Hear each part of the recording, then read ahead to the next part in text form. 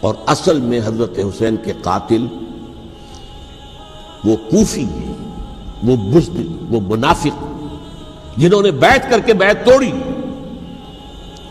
اس کے بعد واقعہ ہرہ بھی ہوا جو واقعہ کربلا سے بھی بعض اعتبارات سے زیادہ بھیانک اور زیادہ گھناؤنا واقعہ بنو امیہ کی تاریخ ہے، جس کو لوگ جانتے ہی نہیں۔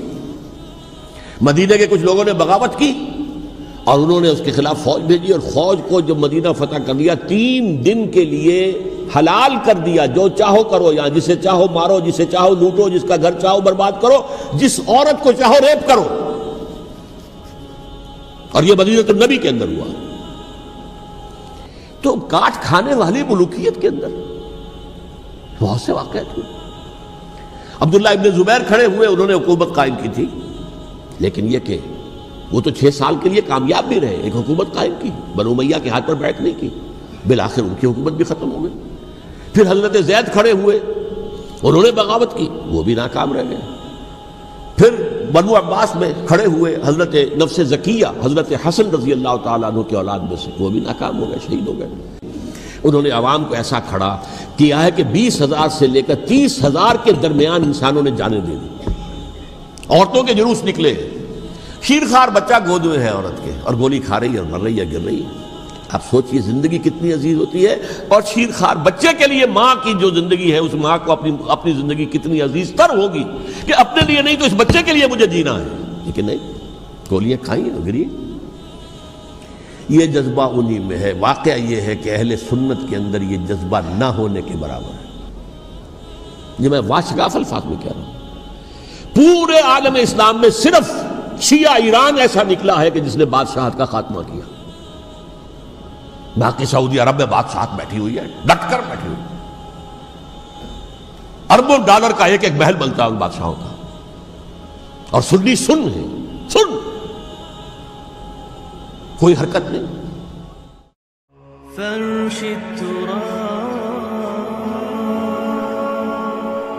يضمني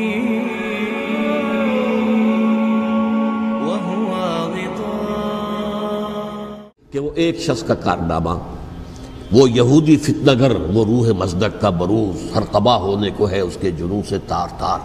اسی طرح وہ عبداللہ ابن سبا یہودی فتنہ گر۔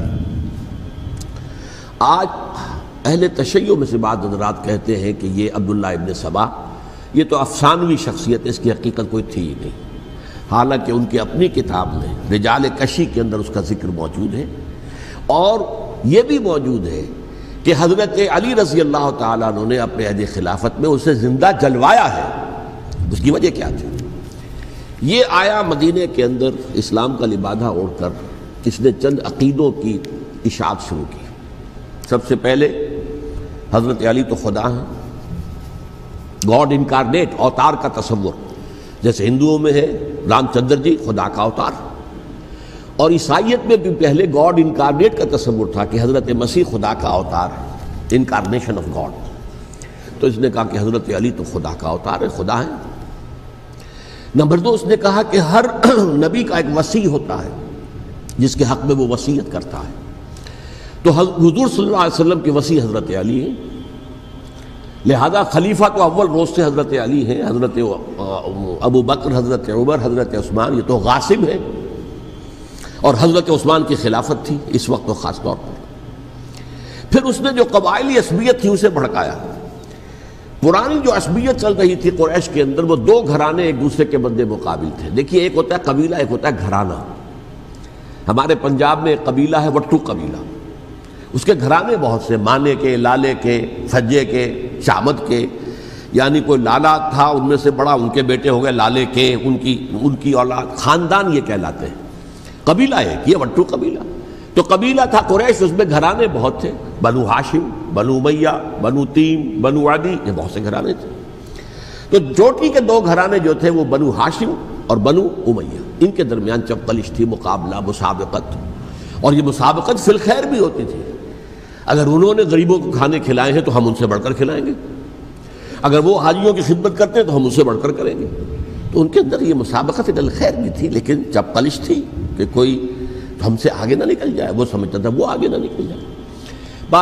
اس شخص نے اس پرانی عصبیت کو تازہ کیا کہ حضور تو بنو ہاشم میں سے تھے، لہذا خلافت حق ہے بنو ہاشم کا، یہ غاصب ہے۔ اس سے پہلے دو خلفاء جو تھے وہ نہ بنو ہاشم سے تھے نہ بنو امیہ سے تھے۔ حضرت ابوبکر بنو تیم میں سے تھے، چھوٹا قبیلہ تھا۔ حضرت عمر بنی عدی میں سے تھے، وہ بھی چھوٹا قبیلہ تھا۔ یہ حضرت عثمان پہلے خلیفہ جو بنو امیہ میں سے تھے، جن کی پرانی چپقلش بنو ہاشم سے تھی، اب اس کو موقع مل گیا کہ پرانی قبائلی عصبیت کو بھڑکائے۔ یہ ہے اصل میں اس فتنے کا پس منظر عبداللہ ابن سبا نے جو آ کر پھیلایا ہے، اور اس کی تفصیل میں اس وقت میں نہیں جا سکتا، کیسے یہ فتنہ پروان چڑھا، کیا انہوں نے اسٹریٹجی اختیار کی، کہ یہ کیا کرتے تھے، گروہ بنا کر بھیجتے تھے لوگوں کو، کوفے میں جاؤ تو وہاں پر دمشق کے گورنر کے خلاف اور مصر کے گورنر کے خلاف الزامات لگاؤ، اس نے یہ کیا، وہ غبن کر گیا، وہ یہ کر گیا، وہ خیانت کر رہا ہے، وہ رشتہ داروں کو پال رہا ہے، اور عثمان کے خلاف بھی تقریریں کرو رضی اللہ تعالیٰ عنہ۔ دمشق میں جاؤ تو کوفے کے گورنر کے خلاف، کیونکہ دمشق کے گورنر کے خلاف بات کرو گے تو لوگوں کو معلوم ہوگا کہ یہ جھوٹ بول رہے ہیں، لیکن یہ کہ وہاں تو تم بات کرو کوفے کے گورنر کے خلاف اور مصر کے گورنر کے خلاف اور حضرت عثمان کے خلاف۔ مصر میں جاؤ تو بات کرو کوفے کے اور شام کے گورنر کے خلاف اور حضرت عثمان کے خلاف۔ یہ انہوں نے ایسا اٹھایا، اور اس زمانے میں آپ کو معلوم ہے ذرائع رسل و رسائل تھے نہیں، نہ اس فتنے کی پتہ چل سکا جب تک کہ وہ فتنہ جو ہے پوری طرح برگ و بار لا کر تراور درخت نہیں بن گیا۔ اس کے نتیجے میں حضرت عثمان رضی اللہ تعالیٰ عنہ شہید ہوئے، اور خلیفہ پھر حضرت علی رضی اللہ تعالیٰ عنہ کو انہی سوائیوں نے، جنہوں نے گھیراؤ کیا تھا، جنہوں نے حضرت عثمان کو شہید کیا ہے، یہی حضرت علی رضی اللہ تعالیٰ عنہ کے ارد گرد ہو گئے۔ اور حضرت علی رضی اللہ تعالیٰ عنہ بھی نہیں چاہتے تھے خلافت کی بیعت لینا، لیکن آخر کیا کرتے؟ کیا وہ امت کو بغیر خلیفہ کے چھوڑ دیتے؟ حضرت زبیر سے کہا گیا، انہوں نے نہیں مانا، رد کر دی بات۔ حضرت طلحہ سے کہا گیا، انہوں نے نہیں مانا۔ حضرت علی سے کہا گیا، اب عشرہ مبشرہ میں سے یہی تو تھے نا، لہذا انہوں نے تسلیم کر لیا، خلافت ہو گئی۔ لیکن اس کے بعد جو خانہ جنگی ہوئی ہے، اس خانہ جنگی کے نتیجے میں نوٹ کر لیجئے کہ 1,00,000 کے قریب مسلمان ایک دوسرے کی تلواروں اور نیزوں اور برچھیوں اور تیروں سے ختم ہو گئے، ہلاک ہو گئے۔ یہ ہماری تاریخ کا تاریک ترین باب ہے۔ 5 سال، 4.5 سال حضرت علی کی خلافت کے، اور 6 مہینے حضرت حسن کی خلافت کے رضی اللہ تعالیٰ عنہ۔ اس سے کیا ہوا کہ ایک طرف تو اسلام کی جو توسیع ہو رہی تھی، تھمتا نہ تھا کسی سے سیل رواں ہمارا، وہ سیلاب رک گیا، انٹرنل سیبوٹاج ہو گئی نا، اب تو اندر ہی آپس ہی میں اگر دست و گریبان ہو گئے تو باہر اب کیا توسیع کرتے ہیں، وہ توسیع کا عمل رک گیا۔ اور یوں سمجھیے کہ جیسے ٹرک اگر کبھی چل رہا ہو، بھرا ہوا ہو، لوڈڈ، اور وہ چڑھائی چڑھ رہا ہو، تو اگر کہیں موشن ٹوٹ جائے، ٹرک کو رکنا پڑے، تو ڈرائیور کے جان پر بن جاتی، اس لیے کہ اس کو دوبارہ سٹارٹ کرنا، اور جبکہ وہ چڑھائی پر ہے، انکلائن پر ہے، آسان کام نہیں ہوتا، خطرہ ہوتا ہے وہ پیچھے جو ہے وہ نہ جائے۔ اور پہاڑی علاقوں میں آپ کو معلوم ہے ذرا پیچھے چلے جانے کا مطلب جو ہے بہت خطرناک جو ہے نتیجہ نکل سکتا ہے۔ بہرحال حضرت علی رضی اللہ تعالیٰ عنہ نے اپنے خلافت میں ایک کام یہ کیا، اب اس کی کیا مصلحتیں تھیں یہ تو انہی کے علم میں ہوگا، ہم قیاس کر سکتے ہیں، میں اس تک میں نہیں جانا چاہتا۔ ابھی تک خلافت کا مرکز تھا مدینہ منورہ، حضرت ابوبکر، حضرت عمر، حضرت عثمان، وہیں جہاں حضور صلی اللہ علیہ وسلم رہے تھے اور جہاں پر کہ حضور مدفون تھے۔ لیکن حضرت علی نے اپنا مرکز جو ہے وہ کوفہ بنا دیا۔ اچھا، اس کی ایک ظاہری وجہ یہ سمجھ میں آتی ہے کہ اسلام کا جو پھیلاؤ ہو گیا تھا، وہ سلطنت اتنی وسیع ہو گئی تھی کہ مدینہ منورہ بہت جنوب میں اور بڑے صحرا کو عبور کر کے جانا ہوتا تھا۔ کوفہ جبکہ ایسی مقام پر تھا کہ جہاں سے مشرقی راستہ جا رہا ہے ایران کو، عراق کے اندر تو ہے وہ شہر کوفہ، اور پھر ایران اور خراسان اور ہندوستان کو راستہ جا رہا ہے، وہیں سے شمال کی طرف جا رہا ہے، شام کی طرف اور ترکی کی طرف، اور وہاں سے پھر یہ کہ مغربی افریقہ کو بھی کنٹرول کرنا، جو شمالی افریقہ کو وہ بھی آسان تھا۔ بہرحال حضرت علی نے کوفہ کو اپنا مرکز بنایا، اور نتیجہ یہ ہوا کہ سبائیوں کا بھی مرکز وہی بن گیا، چونکہ انہوں نے اپنے آپ کو گردا گرد رکھا حضرت علی کے رضی اللہ تعالیٰ عنہ۔ اب ظاہر بات ہے کسی پرٹیکولر پرسن کے خلاف تو کوئی مقدمہ موجود تھا نہیں، بلکہ جب جنگ جمل ہو رہی تھی، ابھی جنگ نہیں ہوئی تھی، حضرت عائشہ، حضرت طلحہ، حضرت زبیر وہ لے کر آئے تھے ایک لشکر اس مطالبے کے لیے کہ حضرت عثمان کے قاتلوں کو سزا دی جائے، قصاص لیا جائے۔ حضرت علی رضی اللہ تعالیٰ عنہ سے گفت و شنید ہو رہی تھی، حضرت علی جو ہے اس پر آمادہ ہو گئے کہ ٹھیک ہے، میں جو بھی قاتلین عثمان ہیں ان کو گرفتار کر کے سزا دوں گا۔ عین اسی وقت کوفے کی مسجد کے اندر جو ہے 10,000 کا مجمع کھڑا ہو گیا، ہم سب قاتل عثمان ہیں، لو ہم سے بدلہ کہاں سے لوگے۔ اور انہوں نے کیا کیا، جاتے ہی جنگ چھیڑ دی، اور جب چھڑ جائے تو یا مرو یا مارو، اس کے علاوہ تو کوئی چارہ کار ہوتا ہی نہیں۔ ایک رات میں 10,000 مسلمان شہید ہوئے، جن میں 2 عشرہ مبشرہ میں سے حضرت زبیر اور حضرت طلحہ رضی اللہ تعالیٰ عنہ۔ تو یہ صورت تھی، سبائیوں نے گھیراؤ کیا حضرت علی کا رضی اللہ تعالیٰ عنہ۔ حضرت معاویہ دعوے دار نہیں تھے خلافت کے، قطعاً نہیں، ان کا صرف ایک دعویٰ تھا، اور وہ یہ تھا کہ عثمان کے قاتلوں کو گرفتار کرو، یا خود سزا دو یا ہمارے حوالے کرو، ہم اس سے قصاص لیں گے۔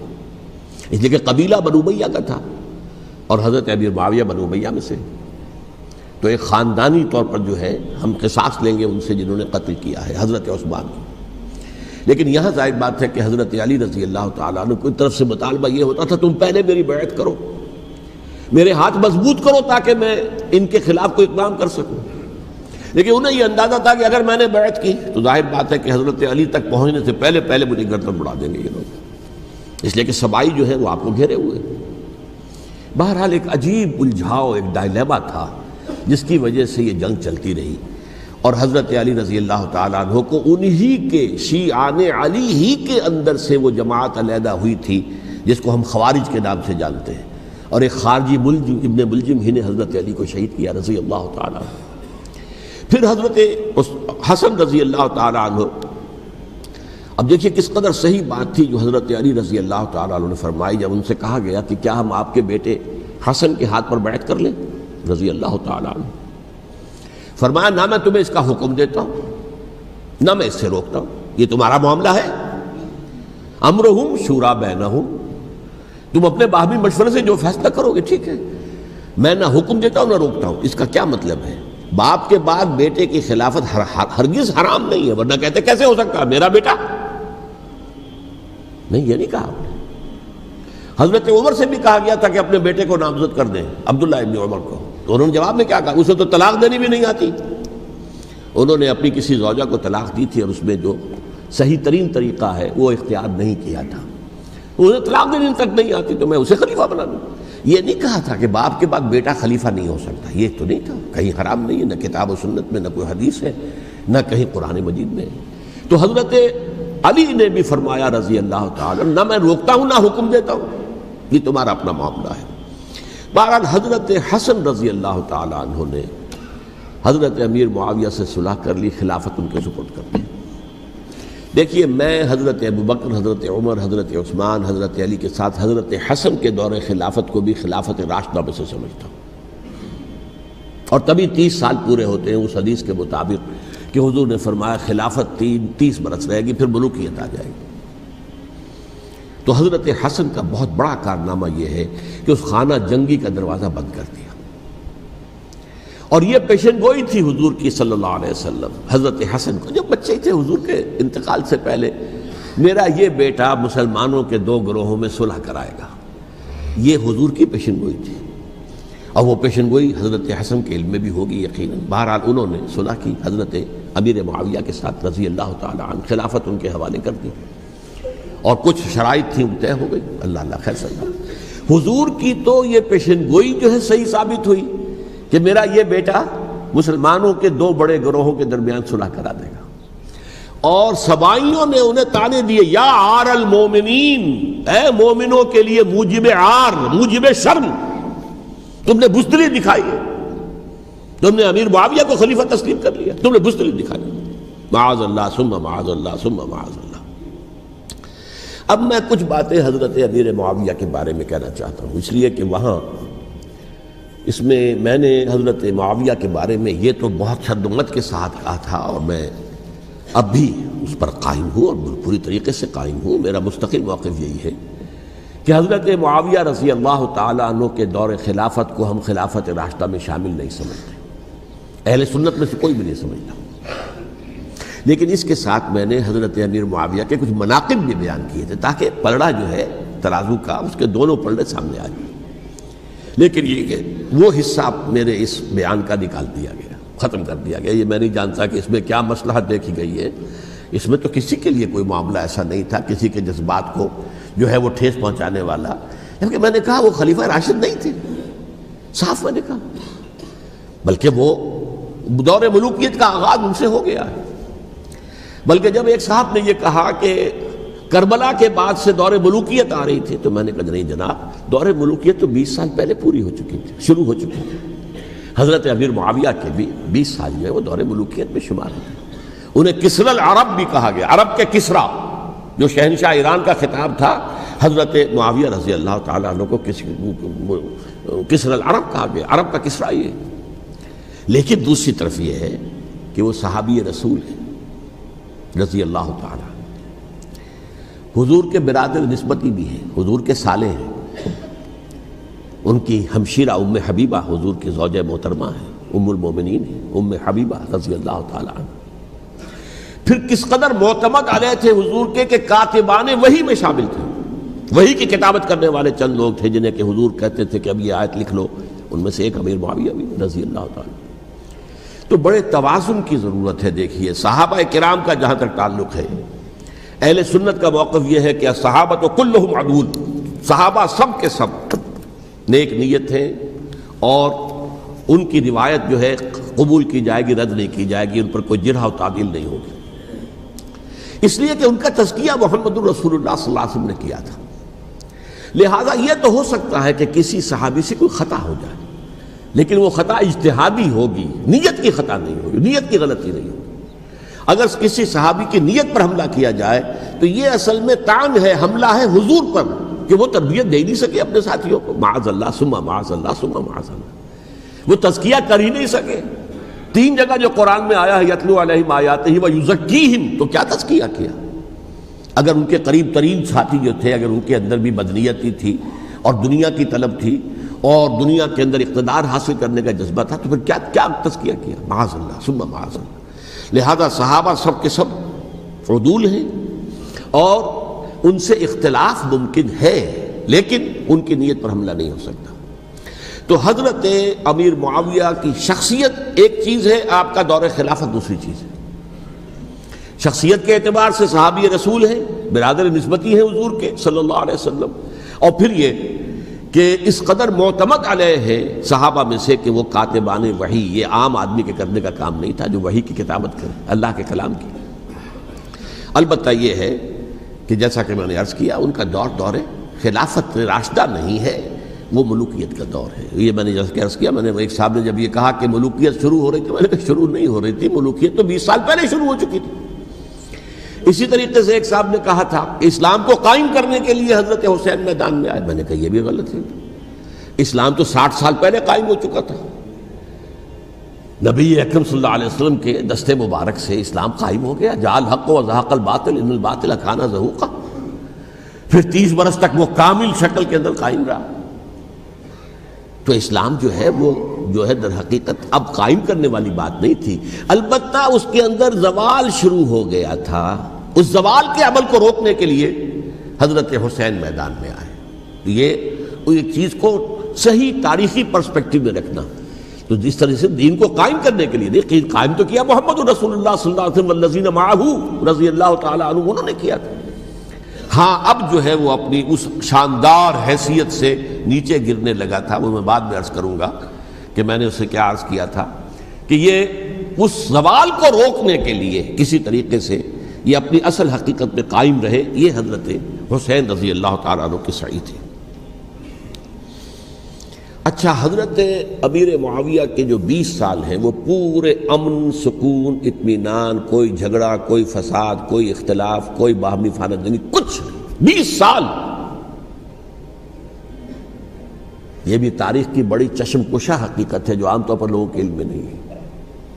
سبائی بھی دبکے رہے. حضرت امیر معاویہ کی حکومت اتنی مضبوط تھی، کنٹرول، کہ ان کو کچھ سر اٹھانے کا موقع نہیں ملا.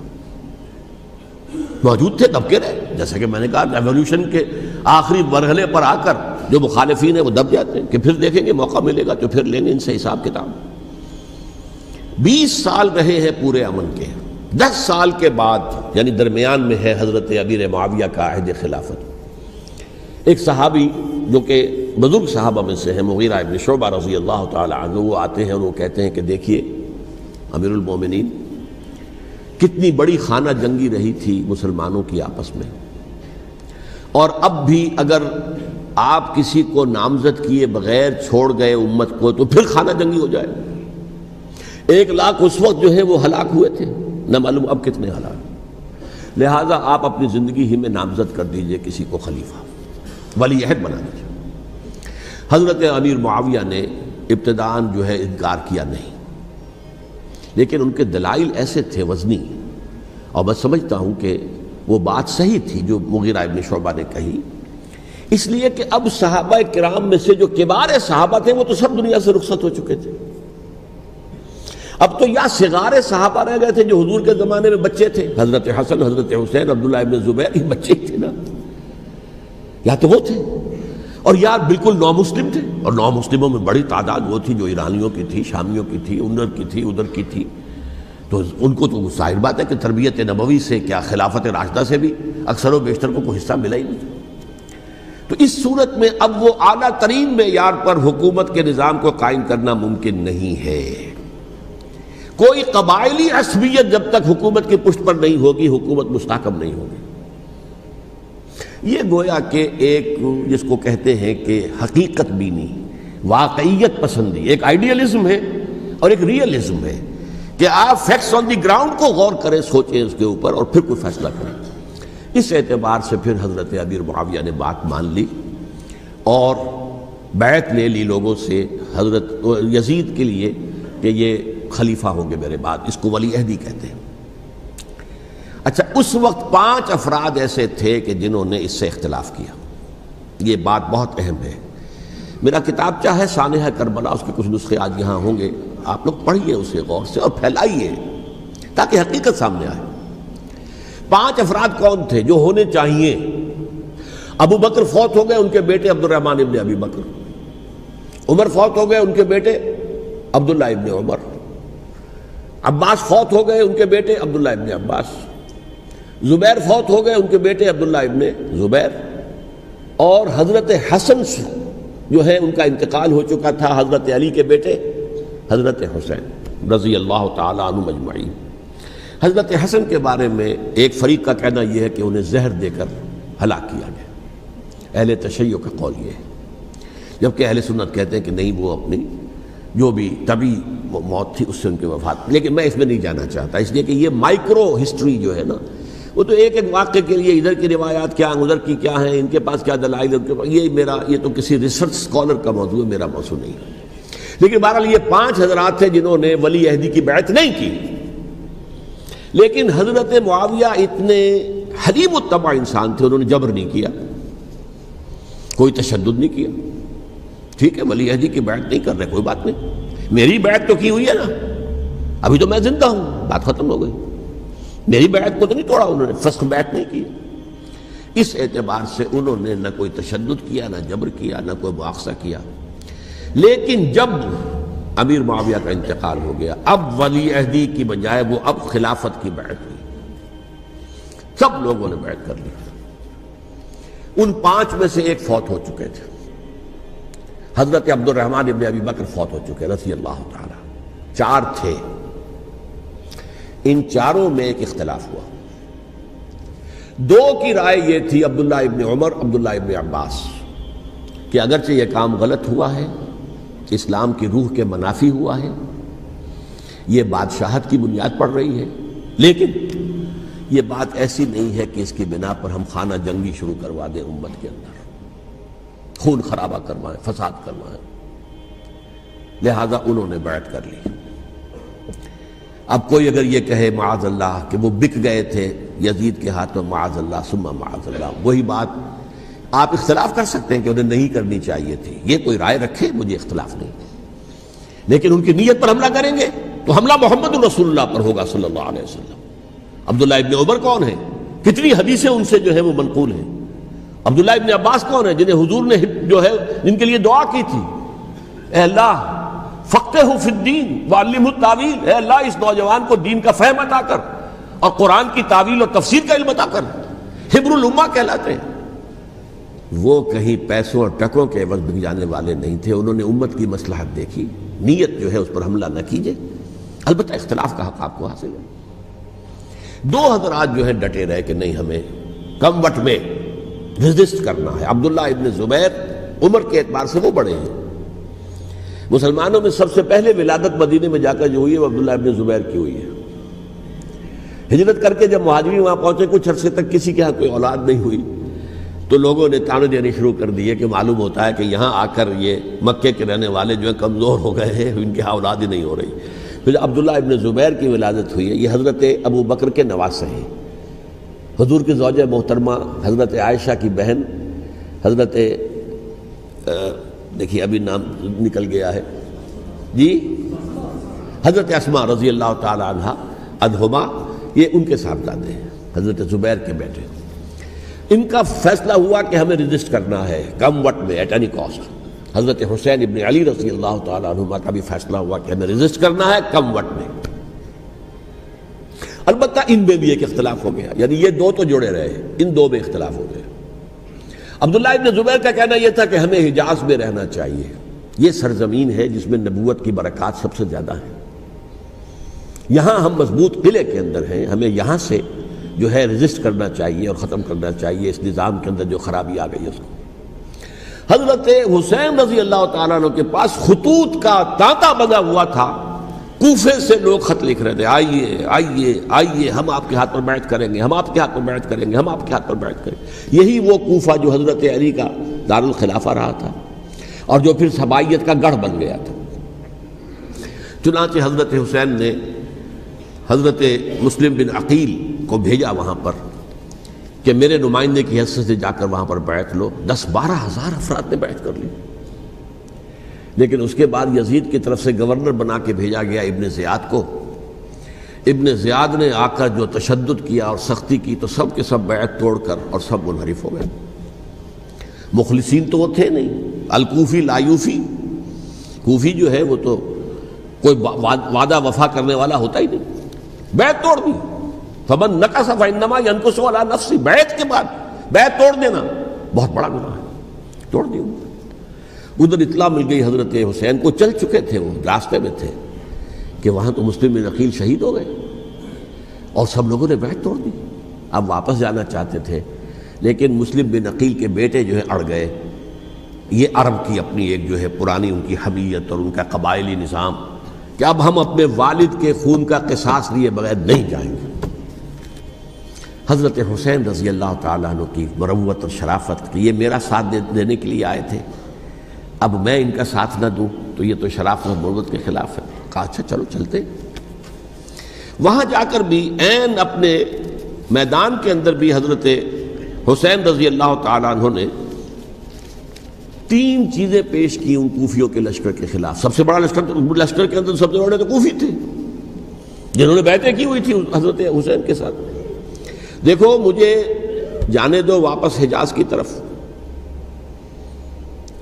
یا مجھے سرحدوں پر بھیج دو تاکہ میں کافروں کے ساتھ جنگ کرتے ہوئے اپنی جان دے دوں، یا مجھے یزید کے پاس جانے دو، میں اپنا معاملہ اس سے طے کر لوں۔ لیکن کوفیوں کو یہ گوارا نہیں تھا۔ اگر یہ یزید کے پاس پہنچ گئے تو ہمارا کچا چٹھا بیان کر دیں گے کہ مجھے تو ان لوگوں نے ورغلا کر بلایا تھا۔ اس لیے کہ دیکھیے حضرت امیر معاویہ کے 20 سالوں کے دوران میں بتا چکا ہوں، ان کی حکومت اتنی مستحکم تھی کہ اس کے خلاف کوئی فتنہ اٹھانا ممکن نہیں تھا۔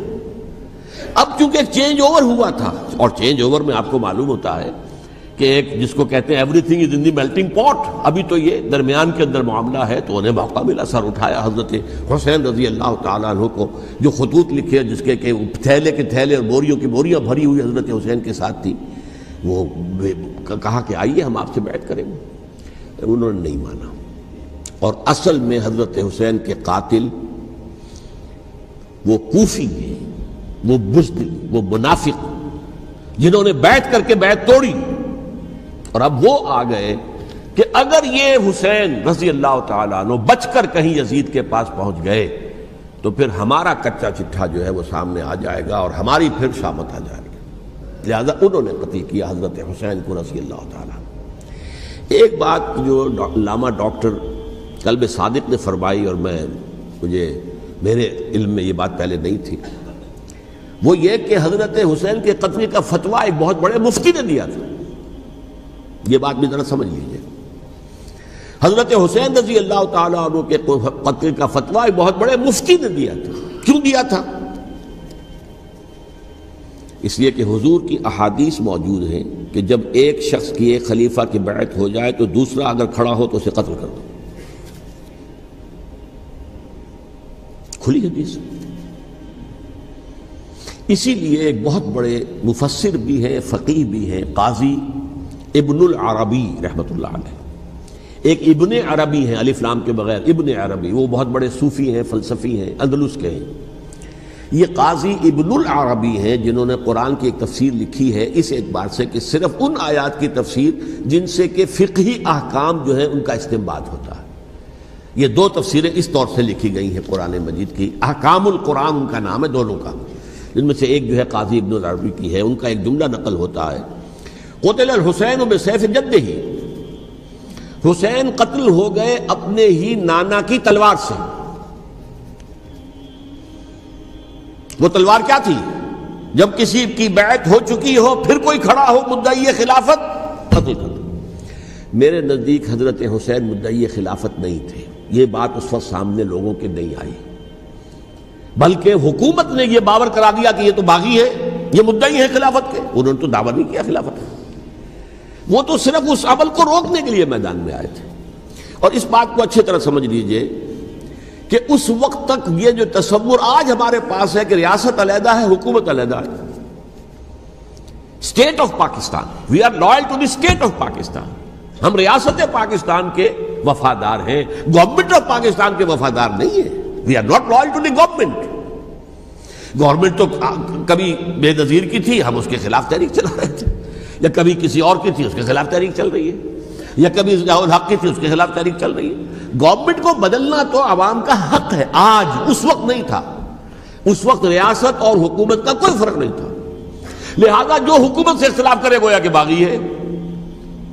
یہ ہے اصل میں وہ پیچیدہ مسئلہ کہ کیوں کسی مفتی نے فتویٰ دے دیا.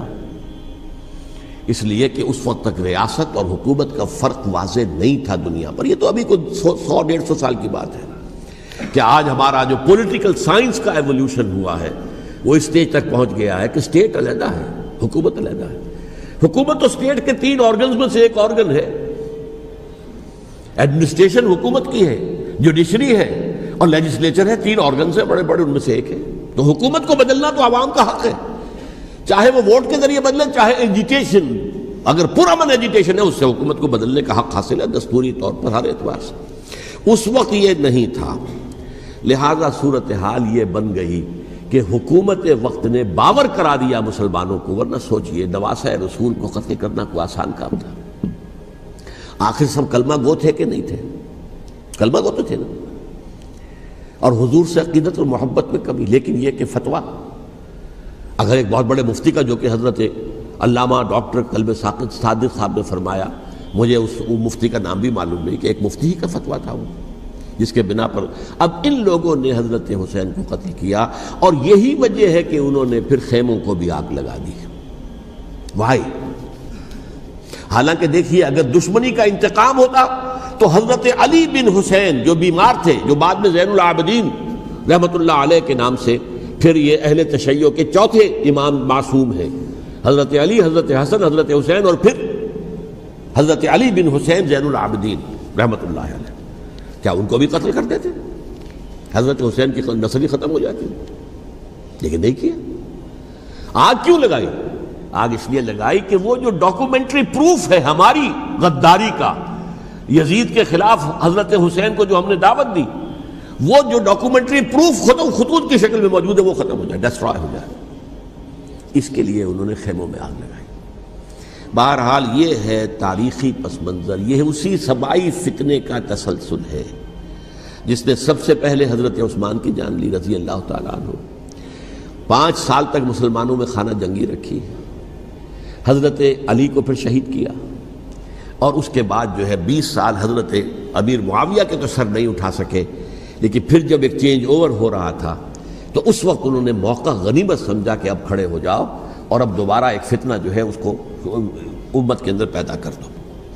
اچھا، اس معاملے میں ایک بات جو میں نے وہاں کہی کہ ہمارے ہاں شاعرانہ جو مبالغہ آمیزی ہے، یہ میری گفتگو کا حصہ انہوں نے حذف کر دیا ہے، اور میں نے ایک سنی شاعر بہت بڑے عالم جن کے حوالے سے آج بھی میری تقریر ہوگی خالق جناح ہال میں، مولانا محمد علی جوہر کے ایک شعر کے حوالے سے کہا کہ قتل حسین اصل میں مرگ یزید ہے، اسلام زندہ ہوتا ہے ہر کربلا کے بعد۔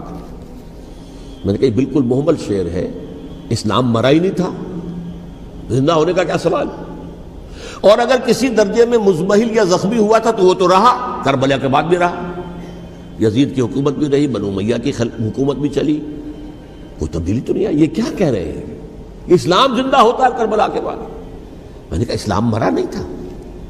جیسے میں نے یہ کہا کہ ملوکیت جو ہے وہ اب شروع نہیں ہوئی، ملوکیت تو 20 برس پہلے شروع ہو چکی تھی حضرت امیر معاویہ کے، لیکن ظاہر بات ہے کہ حضرت حسن نے، حضرت حسین نے اس کو قبول کیا، اور حضرت حسین نے تو پھر 10 سال تک ولی عہدی جو تھی چاہے بیعت نہیں کی، لیکن اس کے خلاف میدان میں آ کر چیلنج تو نہیں کیا۔ اس اعتبار سے یہ معاملہ جو ہے اسلام زندہ ہوتا ہے کربلا کے بعد، یہ بے تکی بات ہے۔ ہاں، حضرت شاہ اسماعیل شہید رحمۃ اللہ علیہ کی اگر میں تشبیہ کو، تمثیل کو سامنے رکھوں تو اسلام کی عمارت 6 منزلہ ہے، 6ٹھی منزل ٹاپ کی وہ گر گئی، 5 منزلیں انٹیکٹ تھیں، اسلام مرا نہیں تھا۔ عدالت میں شریعت کے مطابق فیصلے ہو رہے تھے، قاضی تھے، مفتی تھے، شریعت نافذ تھی، اسلام کہاں مرا تھا؟ جبکہ خود کہہ رہے ہیں علامہ کلب صادق کے ایک مفتی کے فتوے سے حضرت حسین کو قتل کیا گیا۔ اب وہ مفتی کی رائے، اس کی بدنیتی ہو، جو بھی ہو، وہ جانے، اللہ جانے، لیکن عام مسلمان کیا کریں؟ اس پہلو سے اسلام مرا نہیں تھا۔ ہاں، ایک منزل گر گئی تھی، وہ گری رہی، 1000 برس تک گری رہی، یہاں تک کہ آ کر مغربی امپیریلزم نے اس کے گرایا، ملوکیت کا معاملہ ختم کیا، اور وہ جبرین ملوکیت دوسری آ گئی، ورنہ وہی بادشاہی چلی ہے۔ بلکہ دور بنو امیہ میں وہ بادشاہی پوری طرح اس نے بالوں پر نہیں نکالے تھے، اصل باروں پر تو اس نے نکالے ہیں دور بنو عباس میں آ کر، اور پھر سلاطین جو ہے ترک، جو ترک خلفاء ہیں، ان کا بھی بادشاہت تھی، اور کیا تھا، وہ خلافت تو نہیں تھی۔ تو یہ تو اسلام میں جو بھی نقص واقع ہو گیا تھا، کبھی واقع ہو گئی تھی، وہ جو کی تو برقرار رہی، اس کو بھی تسلیم کیا۔ میں اللہ کا شکر ادا کر کے کہتا ہوں کہ دونوں حضرات، دونوں شیعہ دانشور اور بڑی اعلیٰ سطح کے جو شیعہ عالم تھے، انہوں نے اس بات کو تسلیم کیا اور میری اس بات کو چیلنج نہیں کیا۔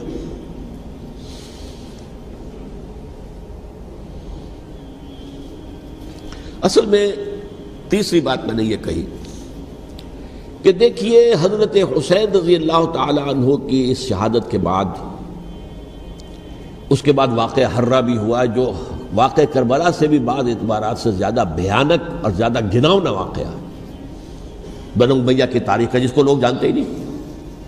مدینہ کے کچھ لوگوں نے بغاوت کی اور انہوں نے اس کے خلاف فوج بھیجی، اور فوج کو جب مدینہ فتح کر لیا 3 دن کے لیے حلال کر دیا، جو چاہو کرو، یہاں جسے چاہو مارو، جسے چاہو لوٹو، جس کا گھر چاہو برباد کرو، جس عورت کو چاہو ریپ کرو، اور یہ مدینہ النبی کے اندر ہوا ہے۔ تو کاٹ کھانے والی ملوکیت کے اندر بہت سے واقعات ہوئے۔ عبداللہ ابن زبیر کھڑے ہوئے، انہوں نے حکومت قائم کی تھی، لیکن یہ کہ وہ تو 6 سال کے لیے کامیاب بھی رہے، ایک حکومت قائم کی، بنو امیہ کے ہاتھ پر بیعت نہیں کی، بالآخر ان کی حکومت بھی ختم ہو گئی۔ پھر حضرت زید کھڑے ہوئے، انہوں نے بغاوت کی، وہ بھی ناکام رہ گئے۔ پھر بنو عباس میں کھڑے ہوئے حضرت نفس زکیہ، حضرت حسن رضی اللہ تعالیٰ عنہ کے اولاد میں سے، وہ بھی ناکام ہو گئے، شہید ہو گئے۔ پھر یہ سمجھ لیا گیا کہ اب یہ جہاں تک 6ٹھی منزل ہے وہ تو دوبارہ تعمیر نہیں ہو سکتی، یہ تو جس کی لاٹھی اس کی بھینس، جس کے پاس طاقت ہوگی اس کی حکومت ہوگی، جس کا قبیلہ زیادہ قوی ہوگا، جس قبیلے میں زیادہ عصبیت ہوگی، مضبوط ہوگا، متحد ہوگا، طاقتور ہوگا، اسی کی حکومت ہوگی۔ البتہ اس کے نیچے لوگوں کے اخلاق کی اصلاح کرو، صوفیاء کرام نے وہ کام اپنے ذمے لیا، اور بالکل وہی کام ہے کہ جو ائمہ اہل بیت کرتے رہے۔ حضرت حسن کی اولاد میں پھر حضرت علی بن حسین رضی اللہ تعالی، حضرت حسین کی اولاد میں پھر امام محمد باقر، امام محمد جعفر صادق، اور اس کے بعد بھی 5 اور، کسی نے بغاوت نہیں کی۔ جیسے علماء کرام کام کر رہے تھے اور جیسے صوفیاء کرام کام کر رہے تھے، ایسے ہی وہ مسلمانوں کی علمی تربیت، روحانی تربیت و تزکیہ کر رہے تھے۔ کسی نے حکومت کو چیلنج نہیں کیا۔ نوٹ کر لیجیے اس بات کو۔ حضرت علی نے بھی چیلنج نہیں کیا تھا، حضرت حسن نے چیلنج نہیں کیا، خود صلح کر لی۔ تو ائمہ اہل بیت جو 12 یہ گنتے ہیں، جن میں سے آخری جو ہے حضرت مہدی کو تو ابھی ظاہر ہونا ہے، ان کے عقیدے کے مطابق وہ روح پوش ہیں، وہ ظاہر ہوں گے، لیکن 11 حضرات کے بارے میں یہ کہ حضرت حسین کے سوا کسی نے بھی چیلنج نہیں کیا وقت کے نظام میں، اور حضرت حسین نے بھی اس مغالطے پر کیا کہ کوفی ساتھ دیں گے، اور یہ موقع ہے کہ یہ جو 6ٹھی منزل اسلام کی گر گئی ہے اسے دوبارہ تعمیر کر دیا جائے۔ انہوں نے خلافت کا دعویٰ نہیں کیا تھا، یہ انہیں عوام کو مغالطے میں مبتلا کیا گیا کہ یہ خلافت کا مدعی ہو کر سامنے آیا۔ جیسا کہ میں نے آپ سے کہا تھا، امیر معاویہ نے حضرت علی کے عہد خلافت میں کبھی خلافت کا دعویٰ نہیں کیا، مدعی خلافت نہیں تھے وہ تو یہ کہتے تھے کہ قاتلان حسین جو ہے، قاتلان عثمان کو سزا دو، قصاص دو، بس۔ اسی طرح حضرت حسین نے بھی، اب دیکھیے اس ضمن میں اس میں کوئی شک نہیں ہے، حضرت حسین رضی اللہ تعالی عنہ کی جو شہادت ہوئی ہے اور ان کے ساتھیوں کی، اعزاء و اقارب کی، تاریخ انسانی میں یہ عزم، ہمت، شجاعت، مثابرت، صبر، استقلال، استقامت، اس کی بہت روشن مثال ہے، بہت روشن مثال ہے، بہت روشن مثال ہے۔ لیکن اس سے تاریخ کی رفتار پر کوئی اثر نہیں پڑا۔ وہ جو ملوکیت آ گئی تھی وہ اور گہری سے گہری ہوتی چلی گئی۔ واقعہ کربلا کے بعد تو واقعہ ہررا ہوا میں نے گنوا دیا، اس سے زیادہ تو میرے خیال میں کہ اور ہمارے لیے لائق شرم جو ہے کوئی واقعہ ہے ہی نہیں اس پہلو سے۔ لیکن حضرت حسین کا ایک، اب ان کو یہ کہ میں مطلب یہ کہ اگر میں ان کے ہاتھ پر بیعت کر لیتا ہوں، جو کہ اس وقت سامنے موجود تھے، کہ یزید کی بیعت تمہارے ہاتھ پر کرتا ہوں، تو گویا کہ اپنے آپ کو سرنڈر کر دیتے۔ وہی خطرہ جو امیر معاویہ کو تھا کہ مجھے وہ تو پہنچنے بھی نہیں دیں گے علی تک رضی اللہ تعالیٰ عنہ، اور مجھے پہلے ہی شہید کر دیں گے، یہی خطرہ حسین کو تھا رضی اللہ تعالیٰ عنہ کہ مجھے یزید تک پہنچنے نہیں دیں گے، پہلے قتل کر دیں گے۔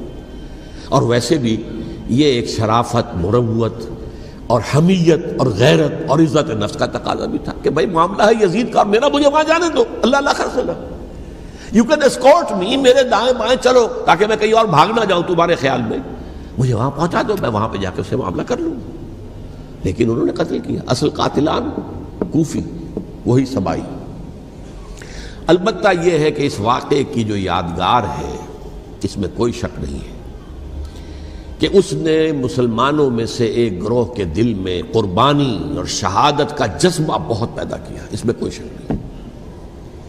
اور جس طریقے سے کہ عاشورہ محرم میں یاد منائی جاتی ہے، جس طریقے سے اس نے اہل تشیع کے اندر قربانی کا جذبہ بے انتہا پیدا کر دیا، اگرچہ وہ جذبہ بروئے کار نہیں آتا، اس لیے کہ ان کے ہاں یہ عقیدہ ہے، یہ طے ہے کہ جب تک حضرت مہدی ظاہر نہیں ہوں گے ہم کسی کے خلاف بغاوت نہیں کریں گے۔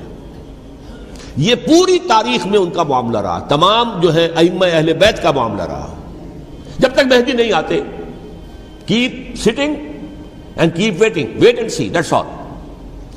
یہ تو خمینی صاحب نے کیا ہے، آیت اللہ خمینی صاحب نے، کہ انہوں نے یہ ایران کے شیعوں کو باور کرایا کہ بھائی جب آئیں گے حضرت مہدی آ جائیں گے، لیکن ہم اب ہاتھ پر ہاتھ رکھ کر بیٹھے رہیں، باطل کو چیلنج بھی نہ کریں، ہمیں کچھ تو کرنا چاہیے، وہ ہاتھ پاؤں ہلانے چاہیے، اور کچھ نہیں تو مہدی کا راستہ جو ہے صاف کرنا چاہیے، تمہید کرنی چاہیے، ان کے راستہ ہموار کیا جائے۔ تو یہ ان کی بڑی عظمت ہے آیت اللہ خمینی صاحب کی کہ اہل تشیع ایران کے جو ہے ان سے انہوں نے یہ بات منوا لی کہ ہم بالکل انرٹ نہیں بیٹھے رہیں گے، بلکہ اب انہیں نائب امام قرار دے کر اور ولایت فقیہ کے فلسفے کے حوالے سے یہ دو چیزیں ان کی جو ہیں بنیادی فلسفے کی ہیں، وہ اس وقت میرا موضوع نہیں ہے۔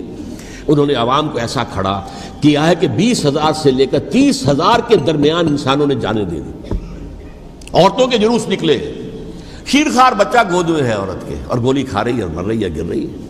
آپ سوچئے زندگی کتنی عزیز ہوتی ہے، اور شیرخوار بچے کے لیے ماں کی جو زندگی ہے، اس ماں کو اپنی زندگی کتنی عزیز تر ہوگی کہ اپنے لیے نہیں تو اس بچے کے لیے مجھے جینا ہے، لیکن نہیں، گولیاں کھائیں اور گری۔ یہ جذبہ انہی میں ہے۔ واقعہ یہ ہے کہ اہل سنت کے اندر یہ جذبہ نہ ہونے کے برابر ہے۔ یہ میں واشگاف الفاظ میں کہہ رہا ہوں۔ پورے عالم اسلام میں صرف شیعہ ایران ایسا نکلا ہے کہ جس نے بادشاہت کا خاتمہ کیا، باقی سعودی عرب میں بادشاہت بیٹھی ہوئی ہے، ڈٹ کر بیٹھی ہوئی، اربوں ڈالر کا ایک ایک محل بنتا ہے ان بادشاہوں کا، اور سنی سن ہے، سن، کوئی حرکت نہیں۔ وہ تو اب جو حرکت ہو رہی ہے وہ اینٹی امریکن حرکت ہے جو ہو رہی ہے، وہ در حقیقت وہ مسئلہ بالکل دوسرا ہے جو اس وقت ہو رہا ہے۔ لیکن یہ کہ عالم اسلام میں کوئی تحریک ایسے نہیں اٹھی، یہ اہل تشیع میں ہے، جو بالکل استثنائی بات ہے کہ انہوں نے جو ہے ایک ایسا بادشاہ جس کو کہا جاتا تھا کہ اس کا جو اسلحہ خانہ ہے وہ ایشیا میں سب سے بڑا اسلحہ خانہ ہے، جو 2500 سالہ پرانی جو ایک عظمت تھی ایران کی، اس کو دوبارہ تازہ اور زندہ کرنا چاہتا تھا۔ 2500 سالہ برسی اس نے منائی تھی، اس کے لیے ایک شہر آباد کیا تھا کہ خسرو یا سائرس یا ذوالقرنین قرآن مجید کی اصطلاح میں اس کی یادگار بنائی تھی، اور وہ سوچ رہا تھا کہ وہی عظمت دوبارہ ایران کی ہوگی جو کہ خسرو کے زمانے میں تھی، جس کا قرآن مجید میں سورہ کہف کے اندر ذکر ہے، مشرقی فتوحات، مغربی فتوحات، شمالی فتوحات۔ تو وہ بادشاہ ہے، اس کو بھاگنا پڑا وہاں قربانی کی وجہ سے۔ تو یہ جو ہے واقعہ کربلا نے، اس میں کوئی شک نہیں ہے کہ ایک ایسی مشعل روشن کی ہے جس کو کہ ہر شخص کو دیکھنا چاہیے۔ یہ بھی انسان، جیسے کہ اقبال نے ایک شعر کہا تھا غالب کے لیے، فکر انسان پر تیری ہستی سے یہ روشن ہوا ہے، پرے برغ تخیل کی رسائی تاک ہو جا۔ تو فکر انسان پر حضرت حسین کی قربانی سے یہ واضح ہوا ہے کہ انسان کس حد تک جا سکتا ہے قربانی دینے کے لیے اپنے کسی مقصد کے لیے۔ مقصد ان کا جو تھا، میں نے اسی لیے آیت پڑھی تھی، معاذ اللہ ثم معاذ اللہ۔ میں ایک آخری بات جو کہہ رہا ہوں وہ نوٹ کر لیجئے، ایک خاص انتہائی نقطۂ نظر کے عام کیے جانے کی وجہ سے سنیوں میں بھی ایک انتہائی رد عمل پیدا ہوا ہے، ایکسٹریم رائٹسٹ سنیز۔ اگر ایک طرف سے حملہ کیا گیا ہے حضرت عثمان کی نیت پر، ان کو خیانت کا الزام لگایا گیا، ان پر اقربا پروری کا الزام لگایا گیا، حضرت ابو موسیٰ اشعری پر خیانت اور غداری کا الزام لگایا گیا، یہ ساری چیزیں اگر صحابہ کرام کے اوپر ہوئی ہیں، امیر معاویہ پر، امیر اور عمرو بن العاص پر، تو جواب میں کچھ لوگ کھڑے ہو گئے، حضرت علی وہ اقتدار کے طالب تھے، معاذ اللہ ثم معاذ اللہ ثم معاذ اللہ۔ یہ اہل سنت کا موقف نہیں ہے۔ حضرت حسین اقتدار کے طالب تھے، ہرگز نہیں، ہرگز نہیں، ہرگز نہیں۔ وہی اصول جو میں نے بتایا تھا سب کے لیے لاگو رہے گا، وہ امیر معاویہ کے لیے ہے تو حضرت علی کے لیے بھی ہے، حضرت حسین کے لیے بھی ہے۔ یہ نیک نیت ہے، آپ ان کی کسی رائے سے اختلاف کر سکتے ہیں لیکن ان کی نیت پر حملہ نہیں کریں گے۔ نیت پر حملہ کریں گے آپ کا ایمان بالرسالت جو ہے وہ مجروح ہو جاتا ہے۔ یہ رسول کے ساتھ بھی ہے، رسول نے ان کا تزکیہ کیا، یتلو علیہم آیاتہ ویزکیہم، اس کا سارا عمل محمد کا کیا ہوا صلی اللہ علیہ وسلم۔ تو صحابی کے معاملے میں یہ ہمارے ہاں ان کو اہل سنت جو ہیں، جو معتدل مزاج کے، اور اکثریت ان کی، یہ تو چند لوگ ہیں، ذرا قلم چلا لیتے ہیں تو ان کی بہت سی کچھ چھوٹی چھوٹی کتابیں بھی شائع ہو گئی ہیں بہت، لیکن انہیں اہل سنت نے قرار دیا ناسبی یا خارجی۔ جیسے خوارج نے کہا تھا حضرت علی بھی کافر ہیں اور حضرت امیر معاویہ بھی کافر ہیں، حضرت عمرو بن العاص بھی کافر ہیں، معاذ اللہ ثم معاذ اللہ۔ ایسے ہی کچھ لوگ حضرت حسین پر بھی الزام لگاتے ہیں کہ اقتدار کی ہوس اور طلب کے اندر انہوں نے یہ سارا سفر کیا تھا، اور بس یہ ہے کہ وہ جو بازی تھی وہ ہار گئے۔ اللہ اللہ خیر صلی اللہ، اس سے آگے کیا ہے معاملہ؟ نہیں، معاذ اللہ ثم معاذ اللہ۔ اسی لیے میں نے آیت آج جو پڑھی تھی ایک اور جو بہت بظاہر آپ کو معلوم ہوئی ہوگی، غیر متعلق ہے میرے آج کے عنوان سے، تلک الدار الآخرۃ نجعلھا للذین لا یریدون علوا فی الارض ولا فسادا۔ یہ سورہ قصص کے آخری آیات میں سے، دیکھو یہ آخرت کا گھر جو ہے وہ ہم خاص کر دیں گے ان لوگوں کے لیے جو اس زمین میں اپنے اقتدار کے طالب نہیں ہوتے. زمین میں اقتدار کے طالب ہوگے فساد ہو جائے گا. تم بھی طالب میں بھی طالب, جھگڑا ہوگا, لڑائی ہوگی, دنگا ہوگا, فساد ہوگا. تلک الدار الآخرۃ نجعلھا للذین لا یریدون علوا فی الارض ولا فسادا. جو لوگ زمین میں اپنے اقتدار کے طالب اور اس کے نتیجے میں فساد پیدا کرنے والے نہیں ہیں, ان کے لیے ہم نے آخرت کا گھر خاص کیا ہے. والعاقبۃ للمتقین, اور عاقبت جو ہے, انجام کار, آخرت جو ہے وہ تو متقیوں کے لیے ہے. اسی میں آئیں گے سب صحابہ کرام, خواہ وہ حضرت علی ہے رضی اللہ تعالیٰ عنہ, اور خواہ وہ حضرت امیر معاویہ ہیں, حضرت عثمان ہیں رضی اللہ تعالیٰ عنہما, خواہ حضرت حسن ہیں, حضرت حسین ہیں رضی اللہ تعالیٰ عنہما, خواہ عبداللہ ابن زبیر ہیں, خواہ عبداللہ ابن عباس ہیں, خواہ عبداللہ ابن عمر ہیں رضی اللہ تعالیٰ عنہم اجمعین. اس اصول کو سامنے رکھ کر اختلاف آپ کر سکتے ہیں کسی سے بھی, لیکن کسی کی نیت پر حملہ کریں گے تو اصل میں آپ کا ایمان بالرسالت مجروح ہو جائے گا. علی کو نبی اکرم صلی اللہ علیہ وسلم نے اپنا نائب بنا کر چھوڑا تھا جب غزوہ تبوک میں جا رہے تھے مدینے میں. حضرت علی نے کہا بھی کہ مجھے آپ عورتوں کے ساتھ بٹھا کے جا رہے ہیں. فرمایا تمہارا مقام میرے ساتھ وہی ہے جو موسیٰ کے ساتھ ہارون کا تھا. ہارون کو چھوڑ کر گئے تھے نا یہودیوں کے پاس جب گئے تھے تورات لینے کے لیے, تو تمہارا وہی مقام ہے میرے ساتھ. تو یہ حضرت علی ہیں رضی اللہ, ان کے بارے میں میرا, ان کی کیا عظمت میری نگاہ میں. تو یہ 3 کتابچے ہیں, مجھے نہیں معلوم تیسرا یہاں ہے یا نہیں ہے. بہرحال آپ لوگوں کو ریکمینڈ کر رہا ہوں کہ ان کا مطالعہ کریں. اب یہ کہ آخری بات یہ کہ اصل ہمارے کرنے کا کام کیا ہے. دیکھیے کیوں نہیں کیا کسی نے بھی خروج کا معاملہ, وہ میں واضح کر چکا ہوں. بغاوت نہیں کی, کیوں؟ ایک تو ریاست اور حکومت میں فرق نہیں تھا. ذرا کھڑا ہو اور وہ باغی قرار پائیں گے, واجب القتل ہو جائیں گے, فتوے کی زد میں آ جائیں گے. یہ معاملہ تھا. اور دوسرے یہ کہ عمارت پوری گری نہیں تھی, ایک منزل گری تھی نا. آج ہم کہاں کھڑے ہیں؟ پوری عمارت گری ہوئی ہے.